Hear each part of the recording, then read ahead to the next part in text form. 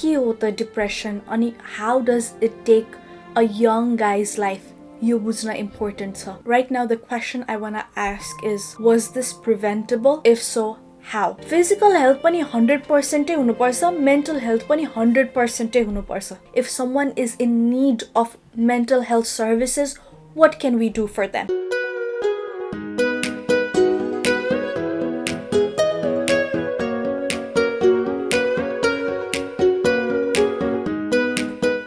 Hello everyone and welcome back. As I say, I woke up to a really disturbing news. It was the untimely death of a really talented young actor, Sushant Singh Rajput. What was even more disturbing was that he died due to suicide. Right now the question I want to ask is, was this preventable? If so, how? First of all, I want to convey my sincere condolence to Sushant's family and loved ones. Life is full of ups and downs, and when there is downs, we often feel really sad, upset. Katilai chai त्यही sadness, it can be just few moments of sadness. Katilai it could be few days of sadness, but for some, it could be depression. So के हो त depression अनि how does it take a young guy's life? यो बुझ्न important छ.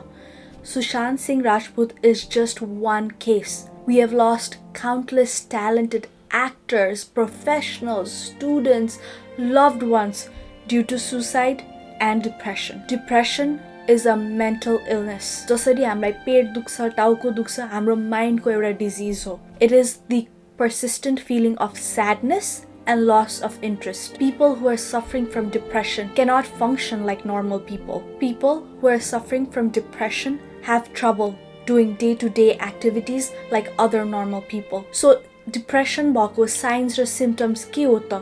That's what we need to understand first so we can help someone.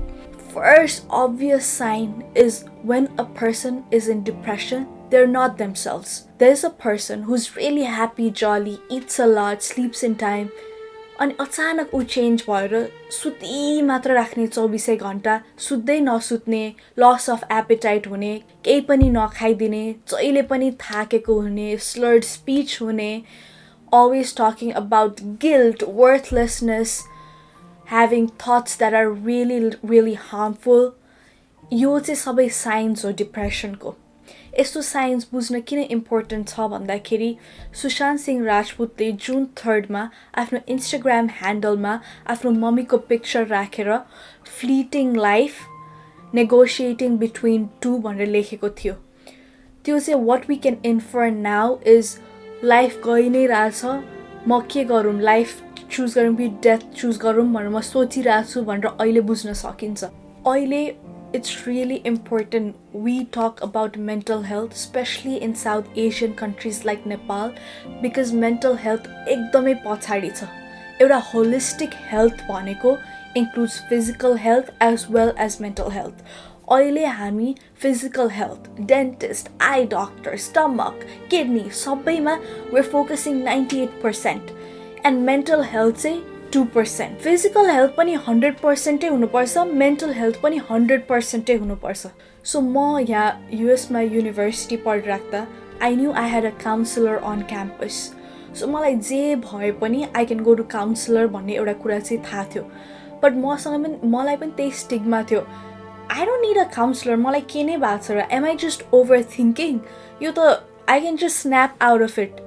तर that's not the scenario. There is counselor for a reason. There was a point where I was at my absolute lowest. त्यो बेला I was like, why not talk to someone? अनि counselor चाहिँ confidential पनि हुन्छ. Confidential भनेको चाहिँ तपाईं र counselor बीचको कुरा तपाईं दुईजनामा मात्र सीमित हुन्छ.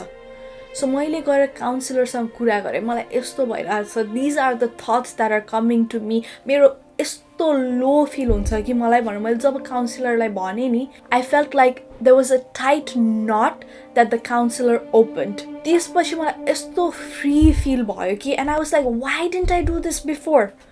मेरो केसमा it was a bad day.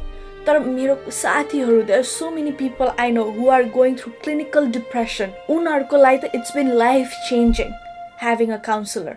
So अहिले चाहिँ in Nepal what we need is schools, universities मा counselors. Students are going through a lot of stress. Teenage भनेको यस्तो टाइम हो कि you are changing constantly, your thoughts are changing. त्यो बेला you really need someone to talk to, and a parent might not be the best person. Counselors, psychiatrists, they are professionals. They have studied all their life about brain, how this works. They have gone to school, passed 500 exams to get to where they are today. They know exactly where to lead you.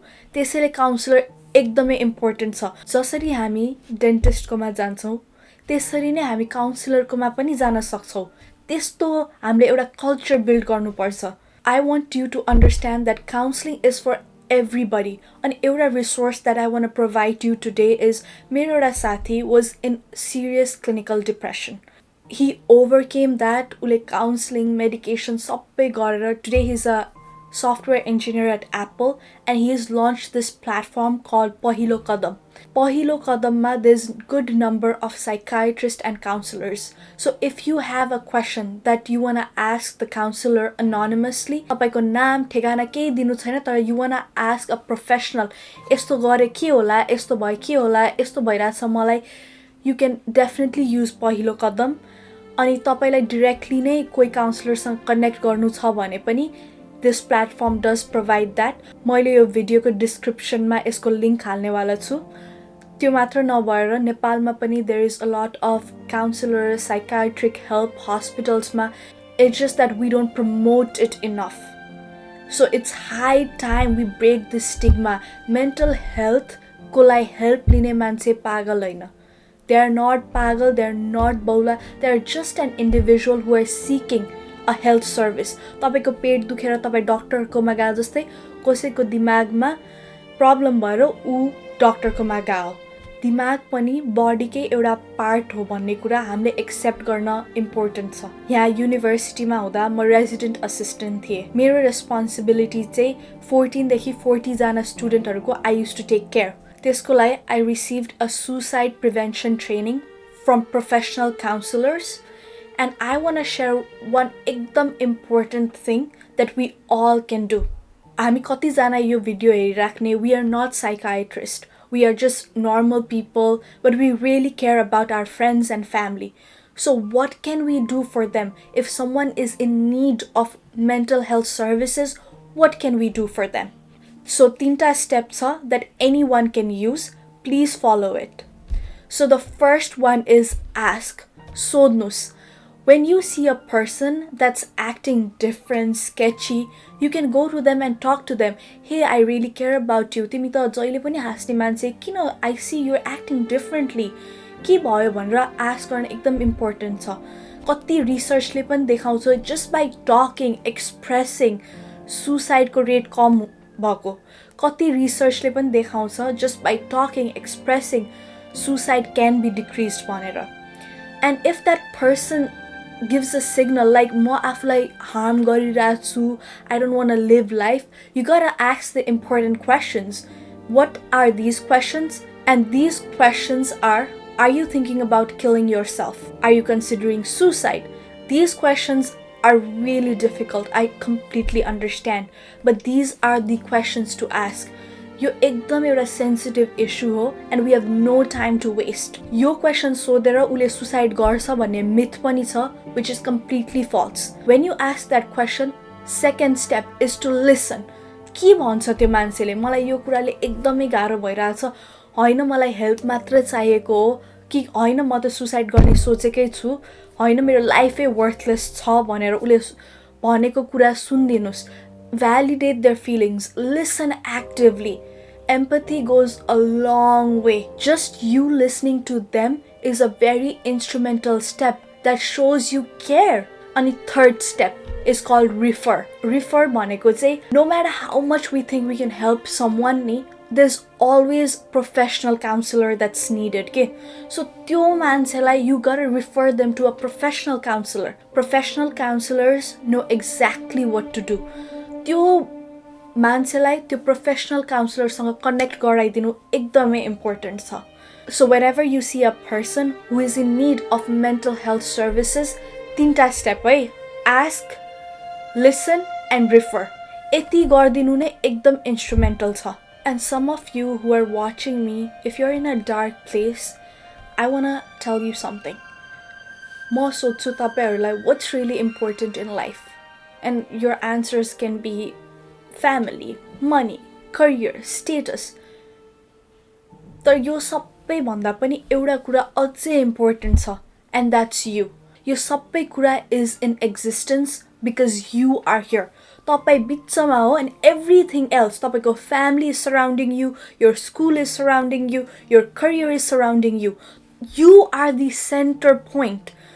You have to always keep yourself first. It's okay to cancel a commitment. It's okay to drop that class. It's okay to leave that job. It's okay to walk away from someone if it's costing you your mental peace. Always remember, everything right now is in existence because you are here. To all the people who are in a dark place right now, fighting their demons, I just want to tell you, you are loved unconditionally by your friends and your family, and help is available. Just take the first step. You will get out of this. Take care. I wish you the grit to never give up. Thank you.